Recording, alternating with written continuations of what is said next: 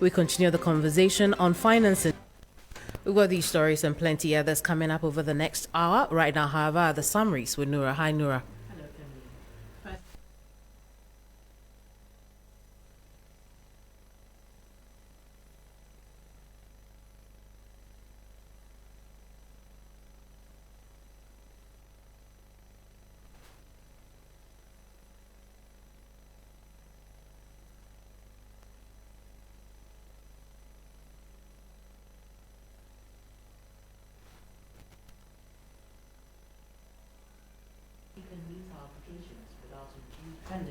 External financing, President Mahama said.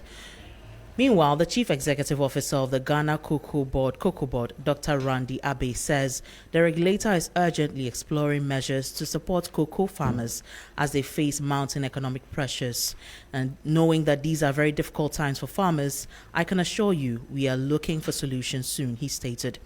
Meanwhile, President John Dramani Mahama has expressed surprise that his traditional Ghanaian attire only attracted wide attention after he visited Zambia, despite having worn it on global platforms such as the United Nations. The president revealed that he wore the same traditional attire when he addressed the United Nations last September, a moment that later drew global attention for his speech.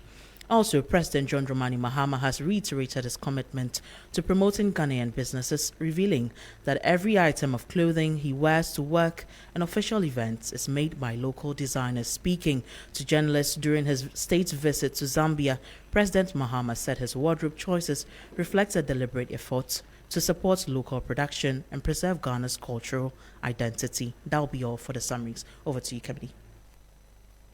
Well, that was quick. When are you wearing your smock? I was expecting to see you in Fugu today. Yes, I should have, but most likely tomorrow. Very well. Thank you very much, Noura, for bringing us the summaries. Let's get into our stories now. The National Democratic Congress has assured of a smooth and orderly process as party delegates in the Ayawaso East constituency head to the polls tomorrow to elect a parliamentary candidate ahead of the March 3 by-election. At least 1,000 delegates are expected to vote, choosing one of 5 contenders seeking to lead the party in the parliamentary contest. Now, the aspirants, Hajia Amina Adams, widow of the late Member of Parliament Martin Asiedu-Dartey, Baba Jamal Mohammed Ahmed, Ghana's High Commissioner to Nigeria, Mohammed Ramney, Dr. Yakubu Azindo, and Najib Mohammed Sani. The contest has generated heightened anticipation and intense political activity on the ground. Meanwhile, a recent poll by Global Info Analytics suggests the race may be tilting in favor of Hajia Amina Adams. The survey places her in the lead with 58% voter preference, opening a 26-point advantage over her closest challenger, Baba Jamal Mohammed Ahmed, who trails with 32%. Now, the Electoral Commission scheduled the March 3 by-election following the death of the incumbent Member of Parliament. NDC Acting Director of Elections and IT, Madi Jibril, tells 3FM the party is working closely with relevant bodies to ensure a peaceful and transparent voting process. Now, NDC are ready for tomorrow's election. So far, there have not been any issues that any of the aspirants have raised against the process. Today, this morning, we have handed over the electoral process to the Electoral Commission. That is the ballot papers and the register of the election for the election, witnessed by the agents of the aspirants for the election. The venue of the election, NEMA cluster of schools is ready for the election. Police have been engaged and they are taking over the venue from today. So everything for the election, I would say, is ready. On the voting day, delegates are expected to come with a voter ID card or a Ghana card. They will also come with accreditation. At the entrance, they will go through the register and be checked before allowing to enter the premises. That's where the elections will take place. After that, the delegate, if you are carrying a phone, the phone will be taken from you by the police. You go through the process of voting from checking your name in the register, checked if you are in, Then you go through the process of picking the ballot paper and then cast your vote and leave. And this is the process of the election. As for the members of the police, we have handed over the security issues to the police, and I believe the police will do their work well tomorrow. We just heard for Madi Jibril, who is the Director of Elections for the NDC. Now let's have a quick chat on the back of this. The man who authored that survey, Musa Dankwa, Executive Director of Global Info Analytics, is joining us now, who detailed to us that survey that puts Amina Adams in the lead. Musa, again, good evening to you. It would appear anytime I'm here, I'd have a conversation with you, but you're welcome to Hot Edition. Thank you very much for having me. Very well. Now let's walk through this new survey. What puts Amina Adams ahead of the other contenders in the pack? What? Did you say what puts her ahead? Yes. Look, every election is different. And you cannot assume that because last time he got this or he got that, that vote is secured. I think what we've seen from the delegate and indeed across the constituency is that she is probably much popular than the husband when he was contesting. And also, a number of things have come to play here. Some are the issue of the Idda, the staying at home to observe the Islamic rituals, which you've seen people push it hard, and the call for her not to stand for the election. I think majority of the people and the delegates disagree that she shouldn't contest. So they are on agreement that she has or she can contest. So that is helping her.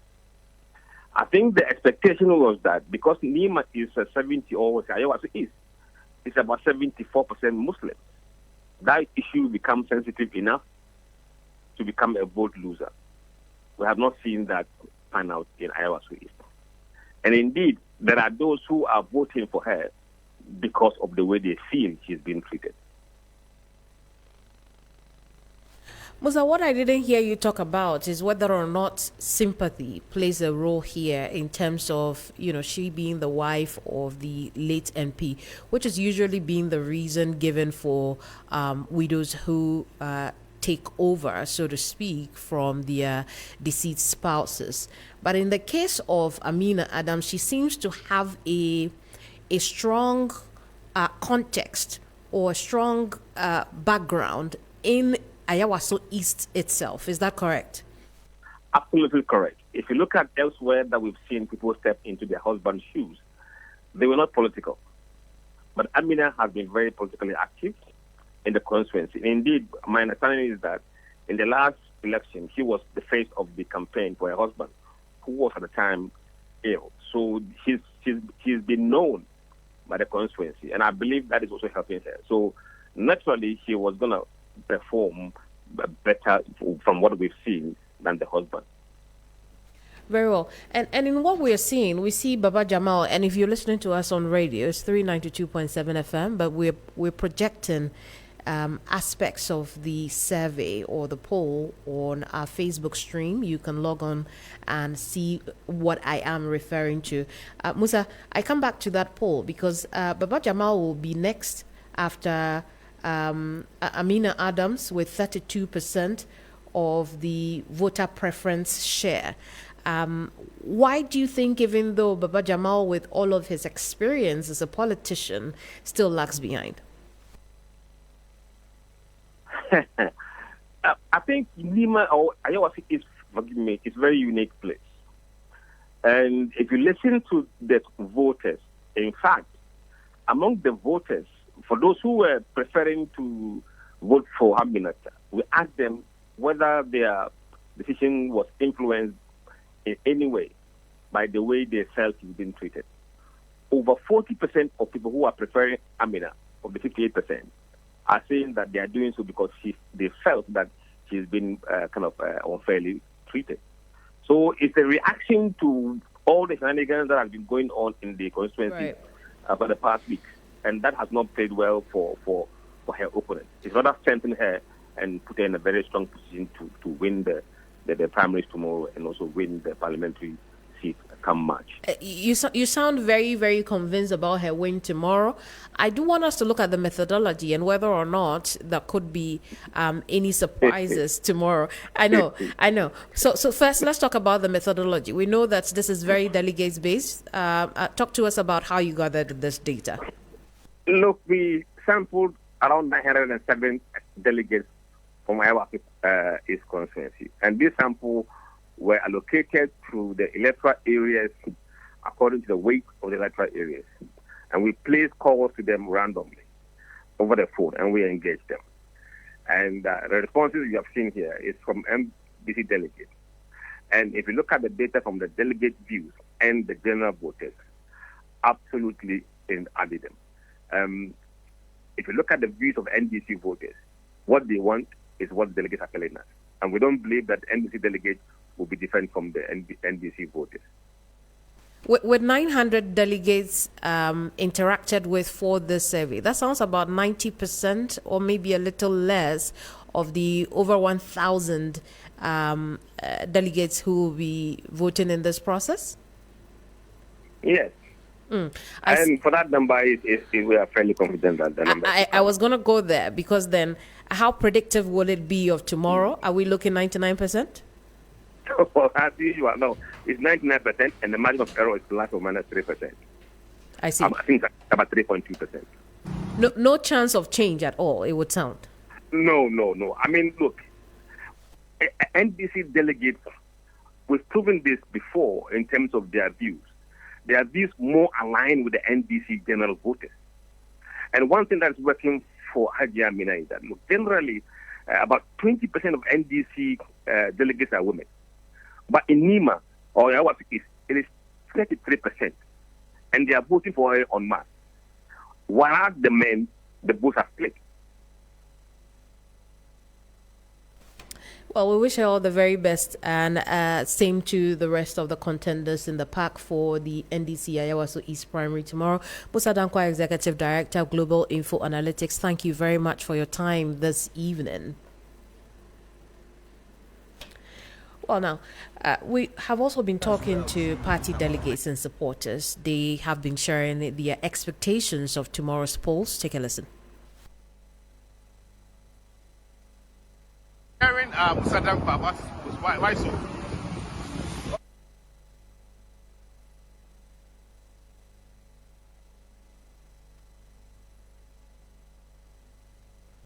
Well, it appears we cannot bring you that at the moment. I apologize for the lack of audio insert for that story. But we can turn attention to an equally important story coming up strongly today. The Chief Executive Officer of the Ghana COCOBOD, Randy Abbey, has acknowledged a major disruption in the cocoa markets, confirming that tens of thousands of tons of cocoa beans are stranded with farmers due to uncompetitive pricing. Addressing the press conference at Cocoa House in Accra today, Dr. Abbey painted a bleak picture of the current cocoa season, marked by farmer distress, legacy debts, and strained funding model. He disclosed that while COCOBOD has sold more than 530,000 tons of cocoa for the current season, about 50,000 tons remain with farmers without buyers, a situation he attributed directly to Ghana's non-competitive farm gate price.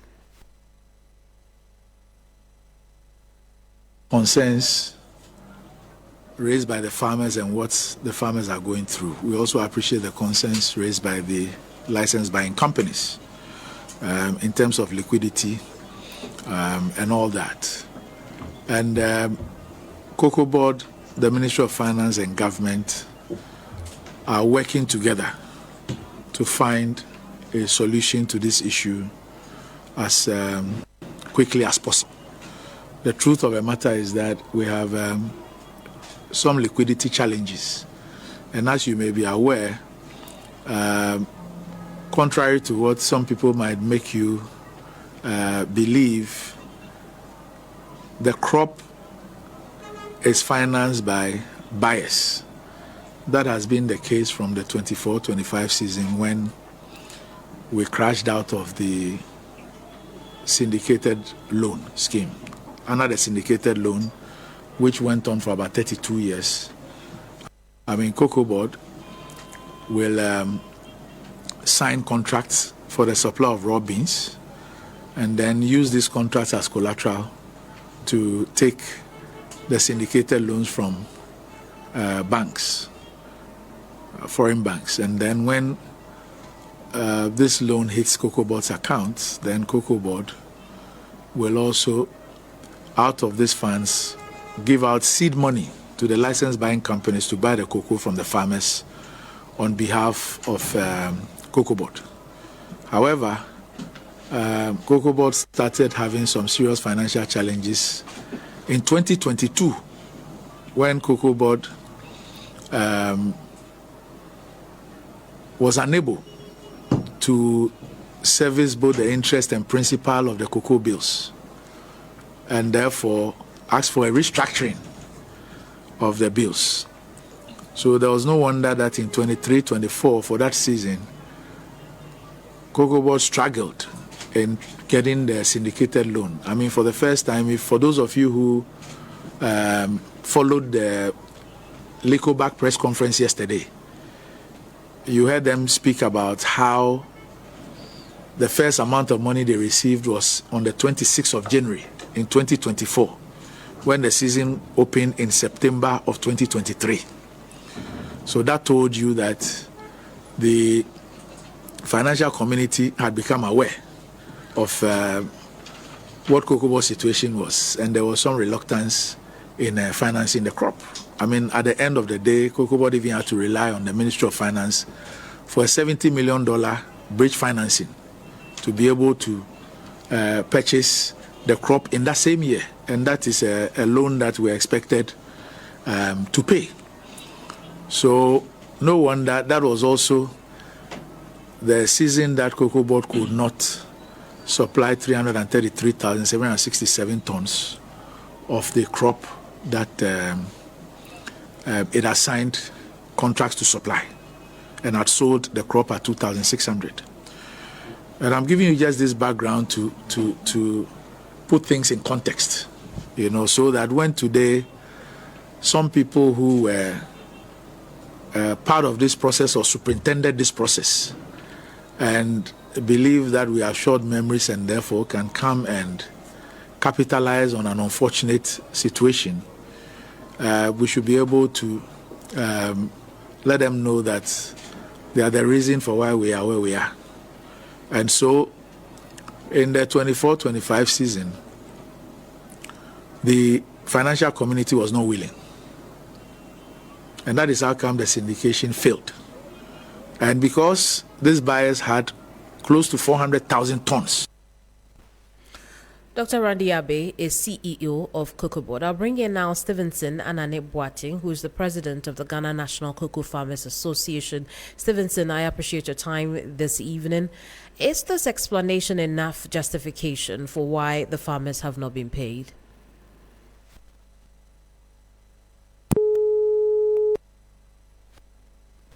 Well, I apologize. We have lost Stevenson over the line. We will work telephone lines and bring Stevenson. In the meantime, we've just heard that the government is doing all it can to deal with the financial challenges of the cocoa sector. At the moment, we know that the Chief Executive Officer of COCOBOD, Dr. Randy Abe, has acknowledged the major disruption in the cocoa sector. He's confirmed that indeed tens of thousands of tons of cocoa beans are stranded with farmers due to the uncompetitive price. We'll connect now with Stevenson Anane-Boateng, who's the president of the Ghana National Cocoa Farmers Association. Stevenson, good evening to you. You've heard Dr. Randy Abe. Is his explanation enough for what we're seeing? Yeah, good evening to everybody and the listeners. In fact, I heard of Randy Abe speaking about the situation of cocoa sector, and he was explaining some people have a short memory, thinking about the situation, why what has happened has become something that we've forgotten of. But in fact, I'm not I'm surprised to hear this thing from him because why are you surprised? Since he came to power, what impact has he added to the system? It is the same thing that they are coming to practice. Because when these people came, there was this same thing they told us, giving a whole lot of promises here and there.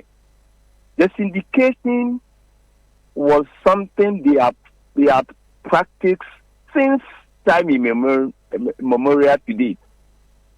And if it comes to a point where they are defaulted and the whites have agreed not to, sign the contract again, I mean, it's their own fault because COCOBOD, the same COCOBOD is there. But my worry is that we have these professors and the doctors among the COCOBOD team. And they are the researchers as well. So why did they come by that after now they can't take the financial position well so that this cocoa sector can be better? Because at the end of the day, we can imagine what happened about 2 years ago, 2024. Cocoa shoot up to about $10,000 per metric ton, which was equivalent of 12,000 Ghana cedi per bag. And at that time, they were selling the cocoa, buying the cocoa from us at 2,000 cedi. So the leftovers, where did they put it? It's the same COCOBOD administration is managing. Just that the party has changed. But the workers over there are the same. It's just that they changed the CEO. I see. So Stevenson, basically, Stevenson, the reasons, the news conference that the CEO of COCOBOD gave outlining measures that are being put in place still does not address the concerns of cocoa farmers. Is that correct? That is why I'm saying, in fact, this time round, it is so disgracing to COCOBOD, not even to one person or one party, that as at now, we cocoa farmers, COCOBOD has not even raised a capital seed to buy cocoa. So whatever they tell us is a story, because these things must have done long time ago, because this state, the situation we are in now, is said that the government should have funds to buy the cocoa and stock it, because very soon cocoa will raise up. Mm-hmm. But the current CEO has explained that he's had to deal and pay off legacy debts, which is one of the things that your farmers benefited from when he came in, talking about how he paid in January of 2026 ports that had been bought from 2023. But that is their case. That is why I'm saying it's the same thing, because the same COCOBOD, the thing that had changed or that has changed is this: the CEOs.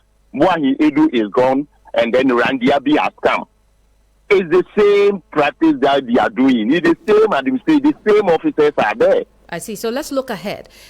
We know that the CEO has said the executive, the COCOBOD itself, and the finance ministry are meeting to come up with a new financing model for the cocoa sector, which is what you have pointed out to be the problem tonight. My question is, one, are you part of this problem solving team, and would it be essential for you to be? This is not a problem solving. I think so, and I suspect what they are doing is something they are saying to get them free, because this thing had been there a long time, and they should have had a way of trying resolving it as of now, because they are taking even 1 year. Why? You see, when this problem started, it started November, I think even October. And now they have sat down until this time that we farmers have become aggrieved, and they are finding a solution to it. What is it for? Right. So, Stevenson, they should have started it earlier on, before this time. If the administration is good, they shouldn't sit down until somebody come and comment before they become aware of that. I see, Stevenson. So talk to me. What will be the best financing model for the sector? Well, they should find a capital seed to run the business, because every person or every individual who is running their business must have a capital. And then the capital to buy the cocoa, because we cocoa farmers, our worry is we are mandated not to sell our product to anybody apart from COCOBOD. So it is COCOBOD responsibility to make sure funds are available anytime, any day, to pay any cocoa farmer who sends his cocoa to LPC. Because we are not the people who engage the LPC. It's the COCOBOD who has engaged them and paying them, giving them money to pay us. I see. And once it's a contract, we don't have whether where they get the money from or where they manage to come. It is their responsibility, and we cannot tell them how they should do it. I see. But what should be clear to them is that you don't want your cocoa beans mortgaged in the syndicated loans. Well, the syndicated loan is up to them. We farmers, our area of concern is we've sell our cocoa to government, so she should pay us. As to where they will get the money, it's not our problem. It's a contract. We will bring our cocoa because we are mandated. Even if you people will remember, the mandatory issue was binding the cocoa farmers and the government, which COCOBOD is representing, because we are the people producing the cocoa. Even there, for 47 years, they were also binding by this constitution to provide welfare, and 47 years they overlook it up to date. Very well. That is not a worry, because they will not do it, and they are not prepared to do it. When the past government came, he promised and give every tricks to trick us that he is implementing the pension scheme, which is our welfare for us, and it did not come true. So their case is not our case. As to where they get money, that is not our business. Yeah. Our business is they are mandated to pay us, just like we are mandated to sell the cocoa to government. Period. So they own us, they should pay us. Stevenson, thank you very much indeed. Stevenson Nananebwate is the president of the Ghana National Cocoa Farmers Association. We've just been looking at the financial constraint in the cocoa sector right now. Away from that, President John Dramani Mahama has announced that Ghana is on a course to exit its International Monetary Fund program by April of 2026, citing significant improvements in key macroeconomic indicators and renewed investor confidence. Speaking at the Ghana-Zambia Business Dialogue in Lusaka, President Mahama said sustained fiscal reforms have stabilized the economy, with inflation easing, foreign reserve strengthening, and confidence gradually returning. Let's take a listen to the president. Outline Ghana's economic context and the investment opportunities it presents.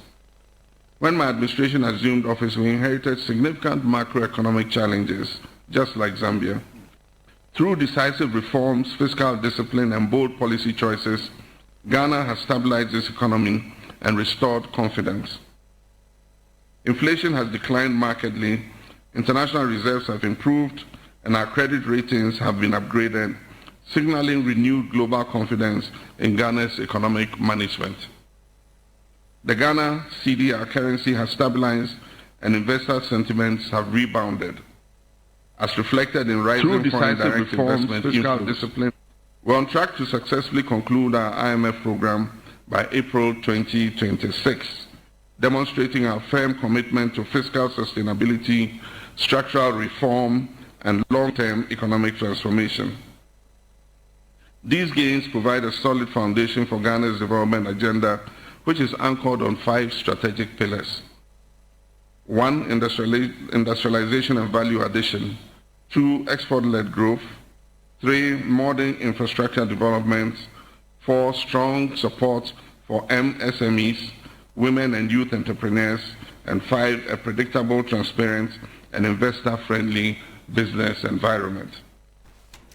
While in the Zambia, Foreign Affairs Minister Kujito Ablakwa and President John Dramani Mahama are selling the traditional smoke, fugu to the world. President Mahama reveals that he wore the same traditional attire when he addressed the United Nations last September and expressed surprise that the Zambians did not notice that. Okay, it's called the smoke in English, but in our language, some people call it fugu, some call it batakari. Yeah. Now, this is a traditional dress that is made by a local industry. It's part of our culture. And so, in the past, it was worn by kings, royalty, and also warriors. When our warriors were going to war, they wore smokes. And the belief was that the smokes were soaked in some herbs and then some spiritual thing was done. So when you fire a bullet, it can't penetrate, you know. And so the smoke portrays a lot of things in our culture. And significantly, on the day Ghana, the first sub-Saharan African country to gain independence, on the day our independence was declared, our president, Kwame Nkrumah, was wearing a smoke. He and all the freedom fighters were wearing smoke. So smokes have become an integral part of our cultural identity.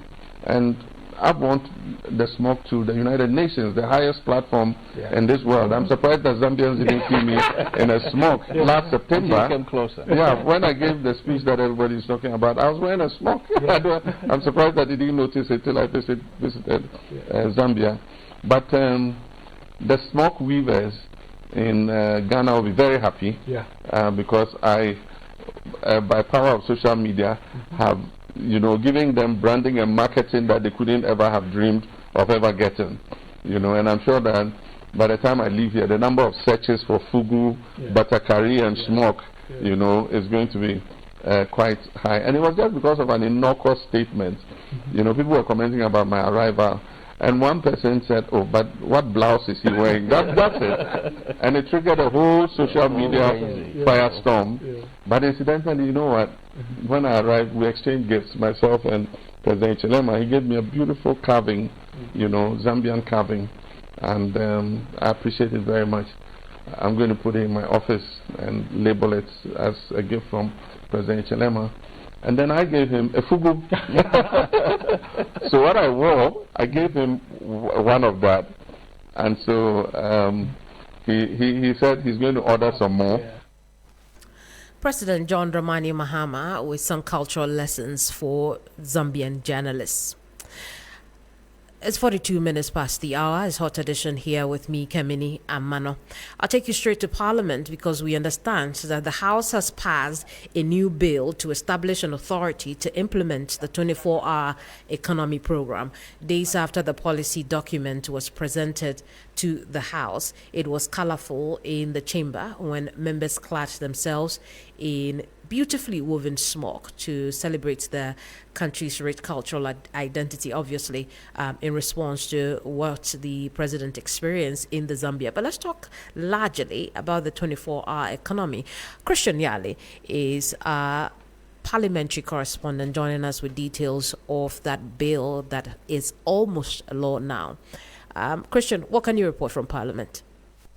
In fact, Kamini, when you look at this bill, it says, and when you look at the long title is the 24-hour economy and accelerated export development program. So what it means is that beyond even the foremost aspect of it, which is about the economy, there are other aspects to this bill which has just been passed. In fact, the first consideration was done yesterday, which supposes that it could have been passed yesterday, but there were few issues with some of the clauses of the bill, and so it had to be referred to the winnowing committee for them to dive a little deeper into the bill and then bring back a report. And so today, the second consideration was done, after which it has been passed. In fact, just a few minutes ago, we had the majority leader, Mahama Yarga, together with the secretariat led by Mr. Guzitando, address the press and indicate that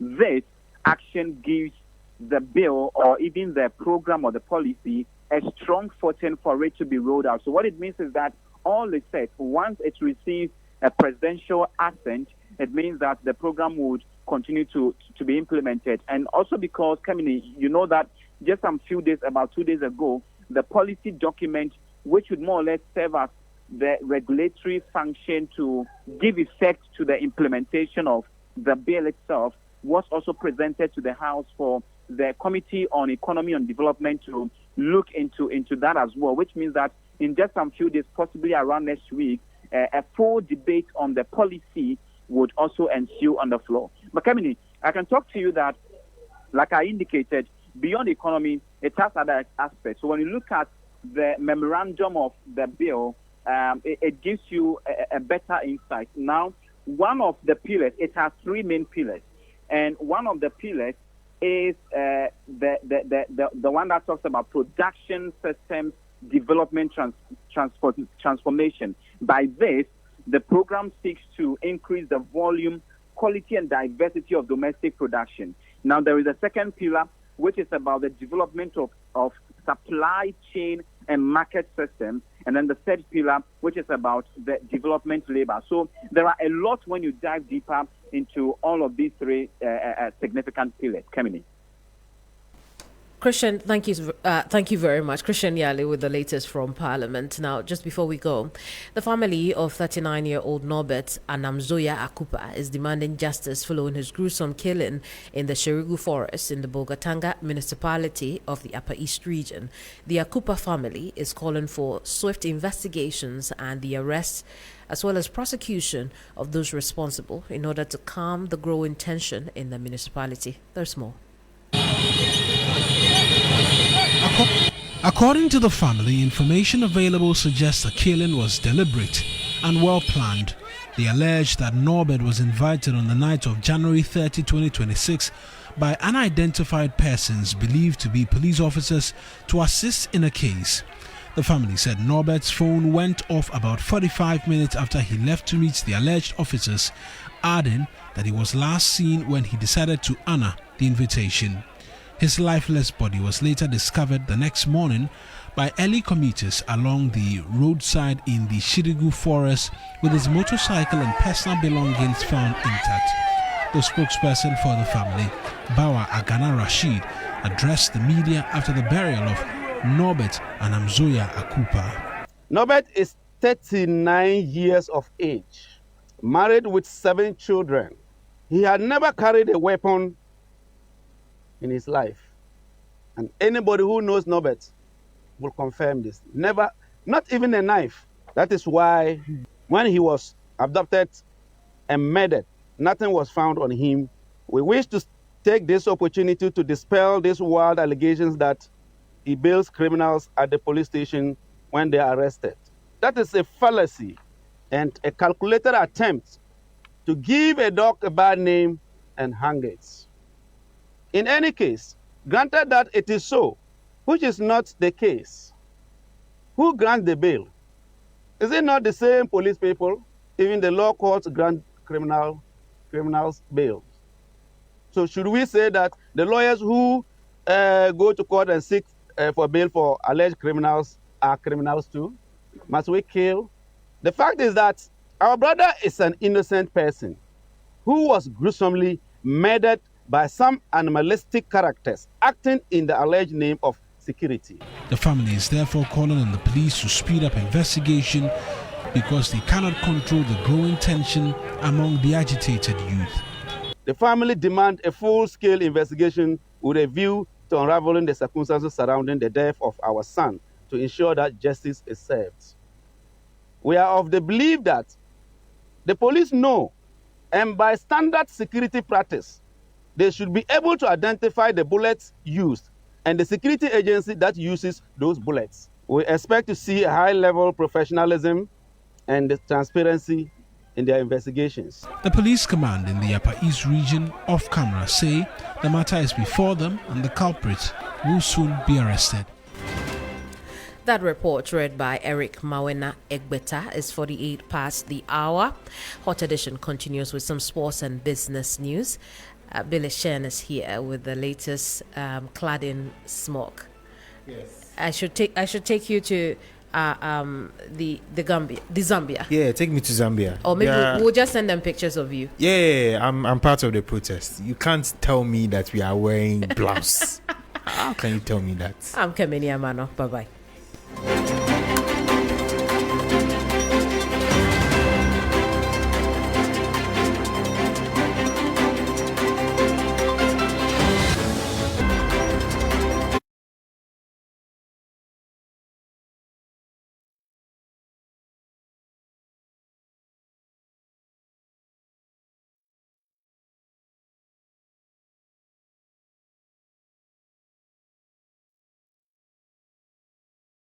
Hello, good evening, and welcome to the sports segment here on the 3FM Hot Edition. My name is Bill Ishen. To our first story, the Ghana Football Association, in consultation with key stakeholders, has strengthened the Black Stars technical setup with 5 experienced additions as preparations intensify for the 2026 World Cup in North America.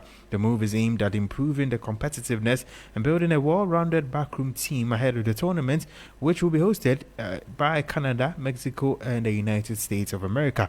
The following 3 Sports report has more.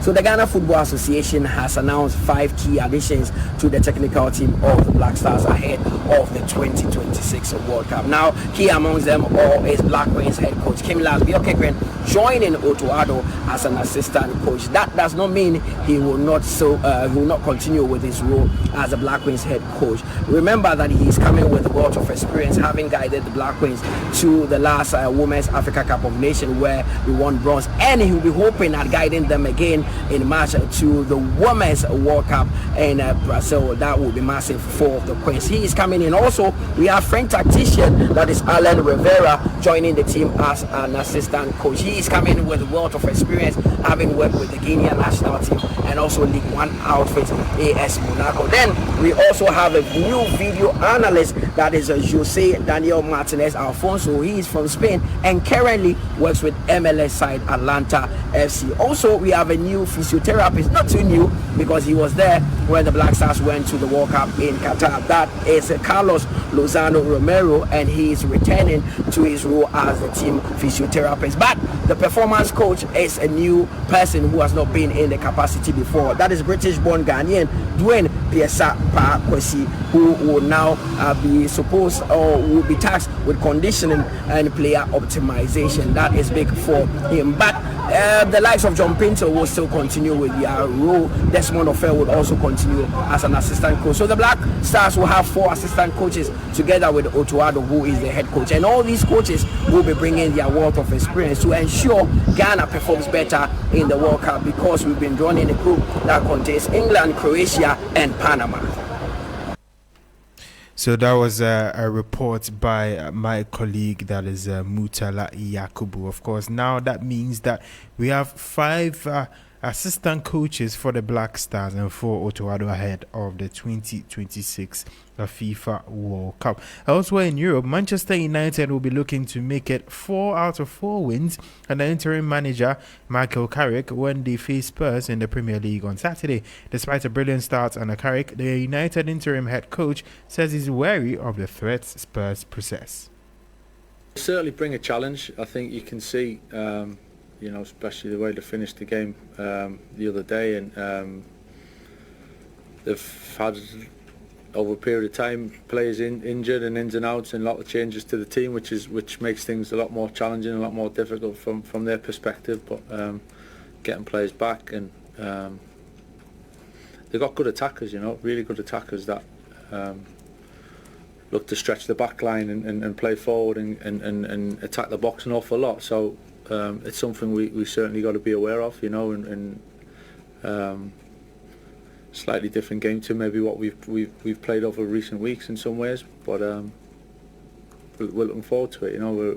We're in a good place, and boys have worked well again this week. Again, feet on the ground. Let's not get carried away with what's gone on, but it's about what's next again. So big challenge ahead. That was Michael Carrick, the interim manager of Manchester United. His opposite number, Thomas Frank, has praised Carrick for bringing out the best of Manchester United so far. Yeah, I think he's had a great start. Seems like there was injected a little bit of energy or whatever into the team. And I think it looks like some of the players are they are in a good place. We know the threats. I also think they posed before from Brian Burmo, Ahmad, Cunha, and we know Fernandes is getting this team ticking. He's done that the last 4 or 5 years. It's been incredible. So it's a threat. It's a challenge. That was Thomas Frank, the head coach of Tottenham Hotspur. That's all for the sports segment here on Hot Edition on 3FM 92.7. My name is Bill Ishen. We'll pivot to the business news with Menu Afo.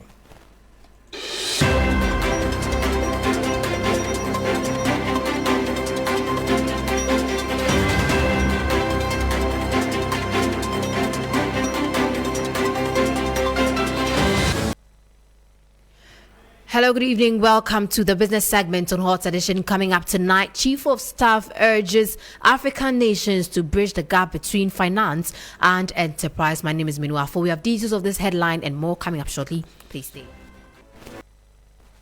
Now to the first story. Chief of Staff Julius Deborah has issued a declaration call to African leaders and financial institutions to aggressively align available capital with local enterprises to spark a continental industrial revolution.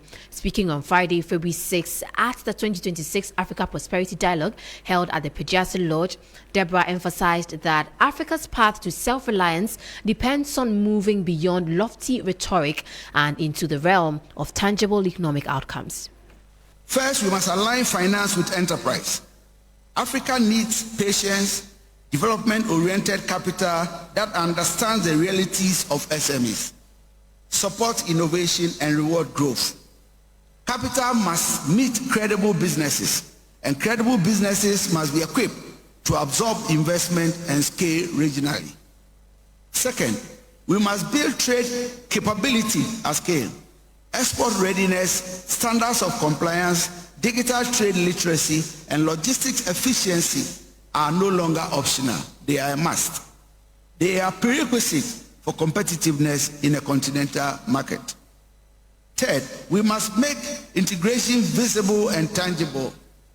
When women lead enterprises and youth-led startups successfully trade across borders, they create confidence and momentum.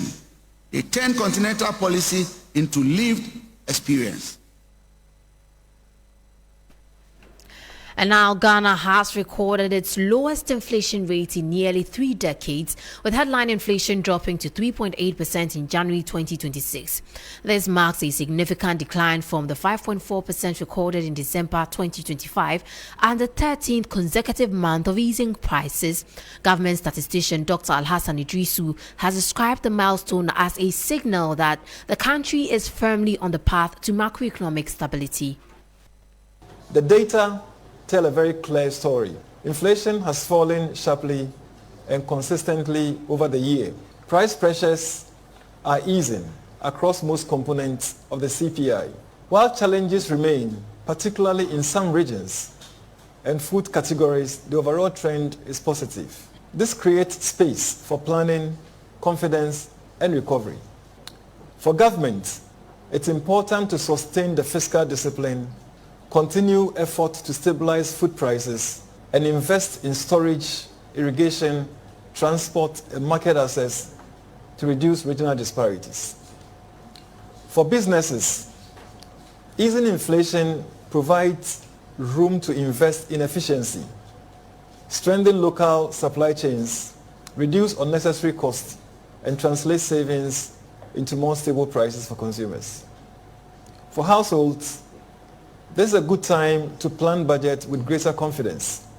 Prioritize essentials, avoid non-essential spending, and save where possible. That was government statistician Dr. Alhassan Idrisu, and that will be all for business news and Hot Edition tonight. For more business stories, please check out our website. It's www.3news.com. I am Minu Afo.